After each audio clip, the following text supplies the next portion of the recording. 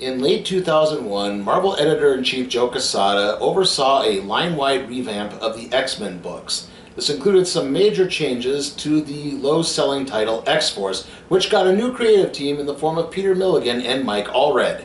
Gone were Cable and his group of mutant soldiers of fortune. In were a group of mutant reality TV stars. The group consisted of people like Anarchist, whose sweat enabled him to fire Energy Blast, Orphan, who had super sensitive skin as well as other heightened senses, a teleporter named You Go Girl, Dead Girl, who could psychically control severed body parts, and Hell Wapo, who was sadly not the villain from the movie The Three Amigos. The team would go through several different lineups, as the creators often took great joy in killing off large swaths of the team at random times during the story. The move was polarizing, to say the least. Critics would praise the coupling of Peter Milligan's dark humor with Mike Allred's pop art aesthetic, while longtime X-Force fans just decried it as silly and shallow. This resulted in the book being revamped under the name X-Statix, with the in-storyline reason being that the group received a cease and desist letter from the real X-Force. The breakaway character of X-Statix was the group's videographer, Doop, a flying green being who appeared to be the offspring of Slimer from the real Ghostbusters and the villainous sentient ball of sputum from the Mucinex ads. Doop's exact origins were never fully revealed, though it was later explained that Doop was the resident of the panel marges contained within the pages of a comic book. Doop would travel through the realm of marginalia to pop up at various points in the story. So yeah, Doop is basically kind of like Gwenpool. X-Statix would come to an end in 2004, with the group's surviving members moving to marginalia. Doop, however, wouldn't go away. He would make a few appearances in books like Young Avengers, as well as a 2-issue miniseries with Wolverine. Eventually, he became a receptionist at the Jean Grey School of Higher Learning. You may remember that he even popped up at the tail end of my X-Men Legacy review. Which means that the story we're reviewing today is part of the X-Men line of comics, and that means we have to go over what was happening in the X-Men books at the time. I would say buckle up, but this chair doesn't have seatbelts. After the events of a storyline called Schism, schism opened up between the X-Men. The more militant Cyclops would head up a group from Utopia, a floating asteroid chunk in San Francisco Bay, while Wolverine would return to Westchester, New York to open up the Jean Grey School for Higher Learning and try and carry out Charles Xavier's dream of peaceful coexistence between mutants and humans. Again, this isn't a mistake. Cyclops was the one taking the militaristic war with humanity stance, and Wolverine was the one saying, let's give peace a chance.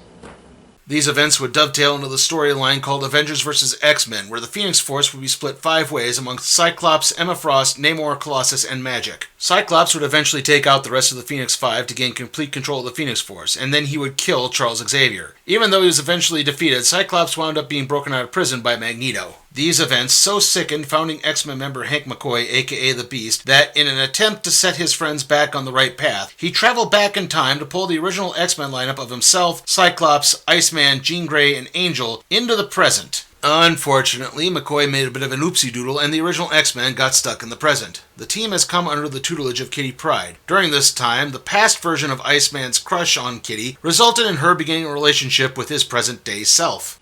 And boy howdy is she going to be in for a surprise down the line.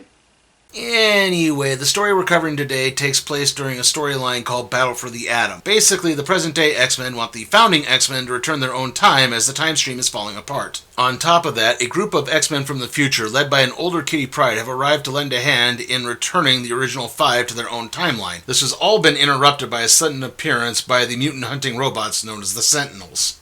So what exactly is Doop's role in all of this? Well, that's what we're going to find out today. This is All New Doop.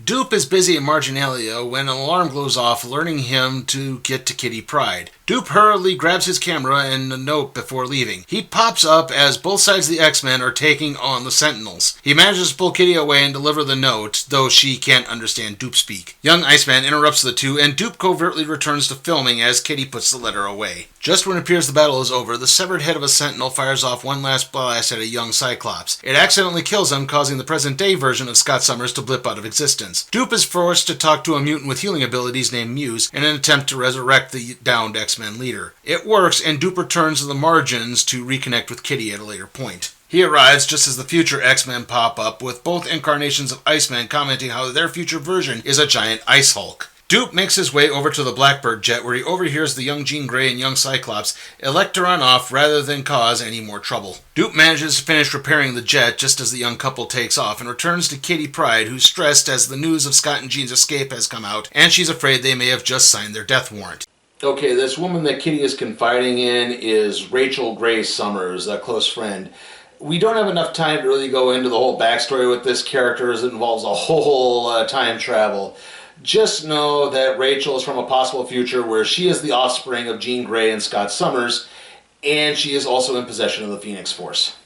Doop pulls Kitty aside to ask her about the letter. She begins reading the broken English riddled note. Doop has proclaimed his love for Kitty's armpits and is asking for her hand in marriage, presenting her with an engagement ring made of the finest rotten meat. Kitty politely points out that she can't marry Doop, citing the fact they don't really speak the same language, so Doop rips apart his vocal cords, which allows him to now speak English. Still, the answer is no, even though Doop is willing to convert to Judaism. Dejected, Doop returns to the margins, with Kitty diving after him. Confused to suddenly find herself in a bizarre parallel universe where she can see everything going on in her world, Kitty begins worrying more about the young Scott and Jean. Doop points out that Kitty doesn't really want to send the original X-Men back to their own timeline, and that she needs to stand up for her beliefs on occasion. He treats her to some food from Marginalia's finest restaurant, Chateau de Armpit Hair, and then begins showing her footage that he shot that shows Kitty constantly going along with the rest of the group rather than standing up for her true beliefs. Kitty is not entirely pleased with this, as Doop has been butting into people's personal lives. Kitty points out the situation is complicated and that rationally the current-day X-Men are right and the original have to return to their own timeline for the sake of everything. Doop points out that Kitty lacks the courage to be irrational and do the right thing for the wrong reasons. Elsewhere, the young Iceman finds the ring that Doop gave Kitty and takes it to his present-day self, who has no idea where it came from. Returning from Marginalia, Doop tries to assure Kitty that Scott and Jean are okay by showing her some footage of them sneaking around stealing some laundry to use as a disguise, and Scott inadvertently catching Jean changing. Kitty points out that this is still wrong, as Doop is butting into people's personal lives again, not to mention filming underage individuals changing clothes is, well,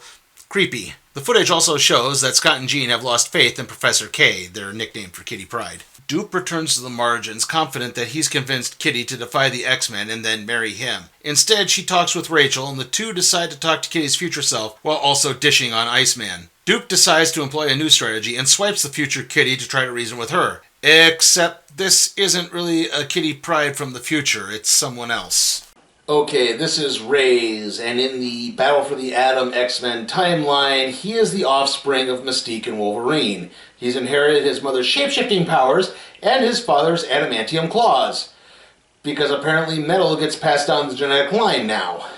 Reyes tears at Doop with his claws, which actually has little effect, and all of this is halted when Antagonist of the X-Statix arrives to halt any further attack. Doop begins to travel the margins to warn the X-Men of the ruse when Reyes threatens him with a fact about his mother. A fearful Doop acquiesces and returns Reyes, who once more looks like an older version of Kitty Pryde, to the point that they left off. Dejected, Doop goes on a lemonade binge. Not a hard lemonade, more like country time. Anarchist points out that Doop should just ask his mother about the dirt Reyes has on her, but the problem is Doop and his mother aren't exactly on speaking terms. She abused him as punishment for his father walking out, or is it flying out, on the family. Anarchist points out that if Doop is ever going to achieve peace, he will have to confront his mother. Before he does that, though, Doop grabs the present-day Iceman, where he explains the proposal to Kitty, and Kitty shortly thereafter. Kitty confesses that she's having doubts about sending the original X-Men back to their own time, and really, Doop is making Kitty realize that she doesn't have any feelings for Bobby, and the two break up, with Doop returning Iceman to the point he left him off at. Again, given what is revealed later on with Iceman, it probably makes sense that these two didn't work out. Doop returns to find Kitty trying to make her way out of the margins, which is dangerous because only Doop can travel out of the margins and land at precise points. He manages to talk her out of it because he needs her for something. He also makes a brief stop to borrow some of Magic's magic and uses it to summon his mother. She's irate and he wants to know everything. Doop tries to ask his mother about Reyes, but she only smacks him around. This causes Doop to flash back to his childhood in the margins. It was said that Doop sprung from the mind of beloved Swedish filmmaker Ingmar Bergman. It was here where Doop's love of film came from. Then his parents split up and Doop would eventually escape the margins. This allows Doop to finally snap back to reality and snap at his mother, pointing out that she was more likely the reason that Papa Doop left. Back in the X-Men world, Reyes reveals himself and stabs Logan. Doop senses this and rushes off to help his friend. Mama Doop just snatches her son and chastises him for attempting to ruin Kitty Pryde the same way he ruined her. It's then that she finally reveals the secret. The secret is enough to cause Doop to flee randomly into the margins through the X-Statix living quarters and You-Go Girl's hot tub. It's then that he reaches a realm of dupes who then begin pouring into the X-Men's world. Anarchist then appears, and it turns out Logan might be the only one to help Doop confront the fact that he was not created by Ingmar Bergman. Yeah, in reality, Doop was actually created when a custodian doodled him onto one of Ingmar Bergman's movie scripts.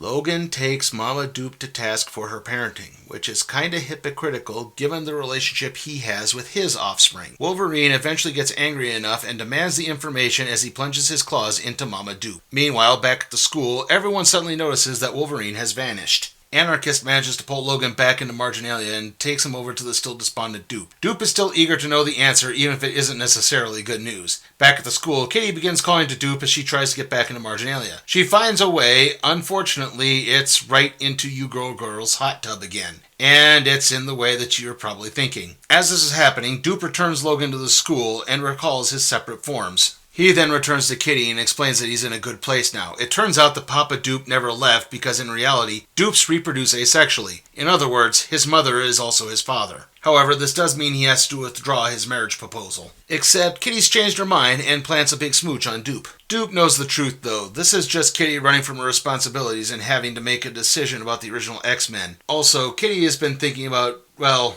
the fact that she really doesn't need the X-Men anymore, and the X-Men maybe don't need her so much, so she should leave. In fact, everything Doop has been doing has been trying to help her realize what needs to be done. With that, Doop returns to the margins as Kitty makes a tough decision. Kitty Pryde would eventually go on to join the Guardians of the Galaxy, where she would fall in love and get engaged to Peter Quill, aka Star-Lord. And then they broke up. After that, she returned to the X-Men and got engaged to a longtime boyfriend, Colossus. And then dumped him at the wedding ceremony. Seriously, Marvel, could you just pull the trigger on one of these things? Anyway, that concludes All New Doop. And how was it?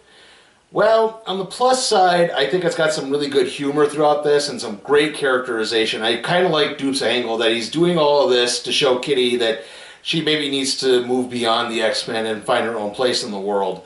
And I like the humor. Like I said, I like the humor. I kind of like the surreality of everything. It really does seem to work, especially in the writing skills. Unfortunately, I'm not a huge fan of the art. This just comes across like really trying to be like Mike Allred and horribly failing at it. It's just really muggy and blobby, and it just doesn't look very good at times. And to be honest, I can't really recommend this story to new readers. I mean, unless you're really familiar with Battle for the Atom, or you were reading Battle for the Atom concurrently with this, you're not going to understand much of what's going on. And it's, like I said, it's just really too tied into that story to stand on its own. Also, well, it was cool to see some of the X-Statix like Anarchist or You-Go Girl. You-Go Girl. My bad. I mean, like I said, it was good to see them, but they're just not in the book frequently enough to really make too much of an impact. And like I say, I could have even stood to see more of them. Why not see like Mr. Sensitive or Fat or Vivisector? I mean, it would have been nice to see them as well. So, yeah, unfortunately, I'm going to have to give All New Doop a D. I can only really recommend it if you're interested in it, or if you ever had any interest in X-Statix. That's about it. Or if you're also reading Battle for the Atom. And with that, let's see what we'll be doing next time on the Random Trade Review.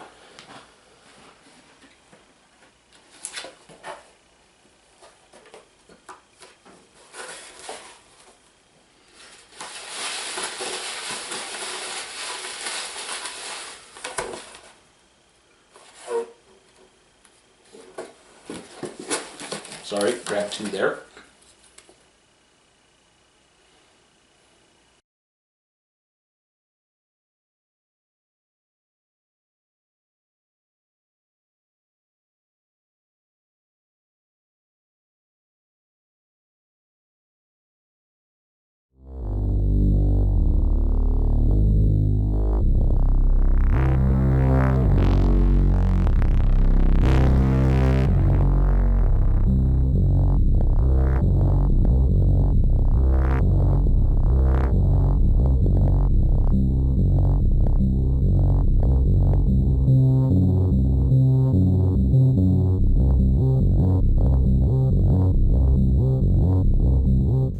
guys, got a request for the show? Check out my Patreon at patreon.com/sleepytimeforcatproductions. And if you like the video, give it a like, share it, subscribe, and ring that notification bell.